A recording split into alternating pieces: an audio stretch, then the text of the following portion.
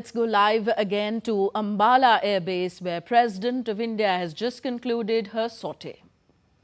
This sortie coming in a Rafale fighter jet. Droupadi Murmu becoming the first Indian president to complete this sortie in a Rafale.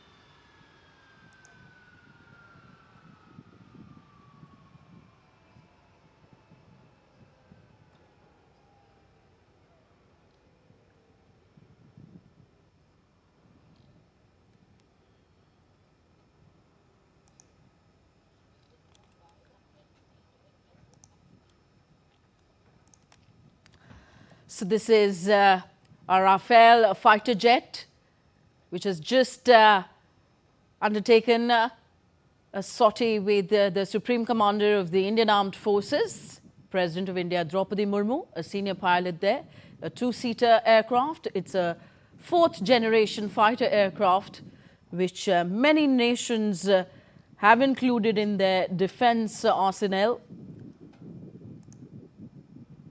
President Droupadi Murmu becoming the first Indian president to take sortie in a Rafale fighter jet at Haryana's Ambala Air Base.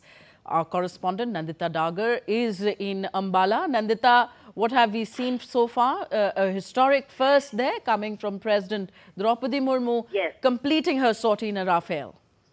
Yes, just now, moments ago, Tanvi, President, the Supreme Commander of our Armed Forces, President Murmu has touched down. She has landed and she's just about to disembark from this Rafale, which is the most advanced fighter jet that our Indian Air Force possesses.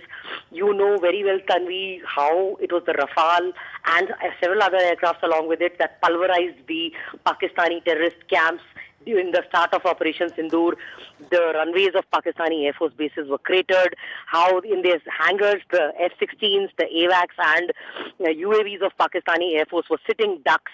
Almost 4 to 5 F-16s is what our Air Force Chief has told that were actually decimated on the ground and 4 to 5 in the air. So our Air Force has carried out a stellar job, and this is a very big statement of intent. The Supreme Commander of the Armed Forces embarking on a 4.5 generation fighter jet, the Rafale, which is armed with Scalp hammer missiles. She was earlier, when she arrived at the Ambala Air Force Base earlier today, around 9:45 or so in the morning, she was given a briefing, operational briefing. Then, of course, she dressed in her overalls for the flight. Her medical test was done, and she then has undertook a sortie of about 30 minutes or so from this Ambala Air Force Base. Of course, her wingman was the Air Force Chief himself, Air Chief Marshal Amarpreet Singh, was accompanying her as a wingman in another Rafale, which was accompanying this Rafale being, in which our President, the Supreme Commander of our Armed Forces, President Murmu, had embarked. So this is a big statement of intent, a message to our adversary, the Pakistani terrorist state.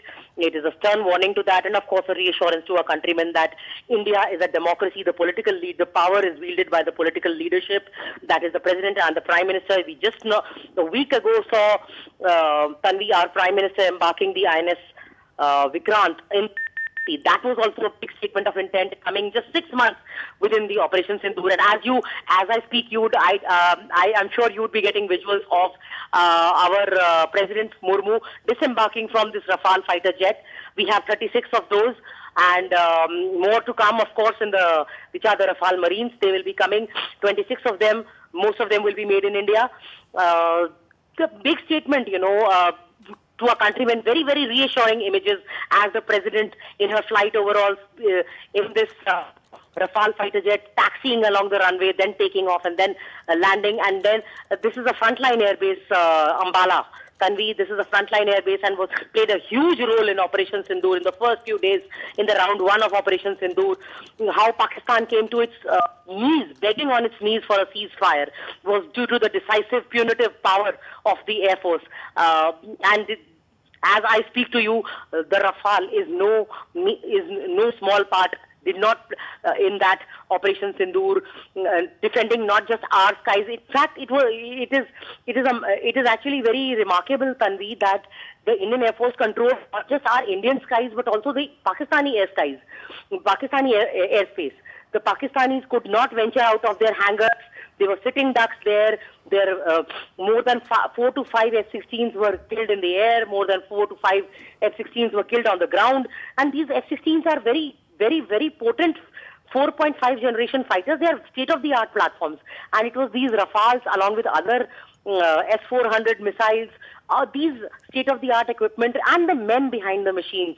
Tanvi, the machines of course matter, their potency, their efficacy matters, but it is the men who are operating these machines, the officers and airmen who are operating that, they played a very decisive role.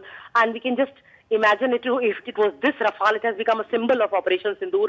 Our Prime Minister visited the Adampur Air Force Base just days as Operation Sindoor began, and he, of course, when you saw that in the backdrop of Prime Minister Modi, the images of S-400. Now you see the President Murmu disembarking from the Rafale. These are very, very powerful images, and when they are beamed live, as we are beaming them live to you, through you to our countrymen, they send a very, very reassuring message to our countrymen. Tanvi? Yeah, of course, we see two little girls also greeting the President of India, Supreme Commander of our armed forces, who has undertaken a very historic sortie in Rafale. Nandita, if you could talk to us about the induction of Rafale. If I'm not wrong, it was the Ambala Air Base when the first batch of the 5 Rafale jets were landed there. They were formally inducted into the Golden Arrows Squadron in September 2020, and from there on, of course, Ambala Air Base and the Golden Arrows fleet operating and defending our country with Rafale jets. Nandita. You're absolutely right, Tanvi. In fact, I was one of the lucky few who were present here in July of 2020 when these Rafales on their way from France, they touched down here at Ambala. It was a very, very goosebumps moment for me and for the entire country when these most advanced jet fighters landed here. The number 17 squadron is a very, very renowned and a very decorated squadron, let me tell you, Tanvi. This squadron played a decisive role in Operation Meghdoot and in Operation Safed Sagar during the Kargil War. This is a very, very decorated, so many medals to its name, and it was earlier equipped with this De Havilland Vampire fighter jets and then, of course, the Hawker Hunters.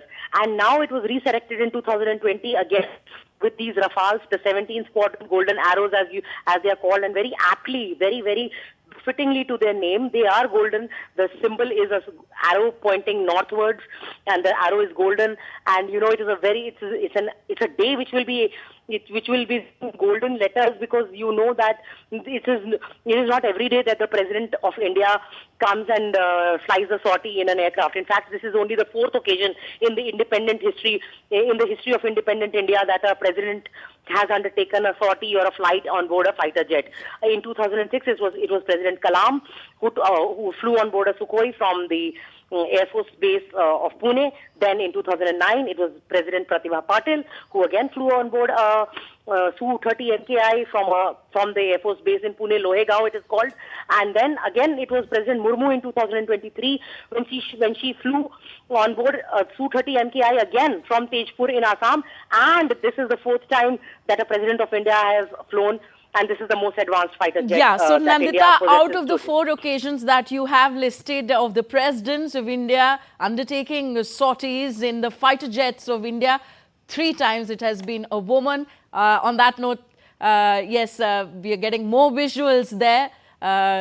Senior aircraft personnel of senior aircraft personnel there commending this achievement of the President of India. If you could please repeat your question. I actually, we are not being allowed phones here, and I cannot. So what we are seeing there on I'm having. Yeah, so what we are seeing there on our screen, and Nandita, are some photo ops going on. President of India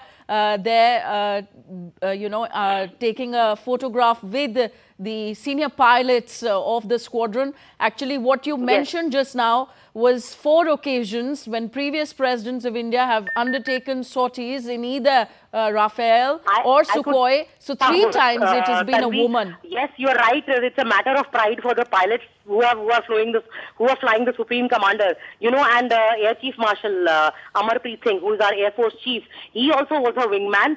He flew in the Rafale, which was accompanying this Rafale in which the President was embarked. And it is a matter of very, very collar-up moment for the pilots, let me tell you. And fighter pilots, as you know, Tanvi, are no short of confidence or overconfidence, as I can put it as an understatement. But this time the pilots would definitely be, their chest would be swelling with pride because they have flown the Supreme Commander of the Armed Forces, and the President is the Supreme Commander, and therefore this is a moment of this is a day they will remember for throughout their lives, Tanvi. Yes. And I could not make out what you were saying. No, it's fine, Nandita. What you said earlier stands true. These are powerful visuals, will inspire everyone in the country. Of course, women who dream of becoming pilots. Thank you very much, Nandita Daga, reporting from the Ambala Air Base, Haryana.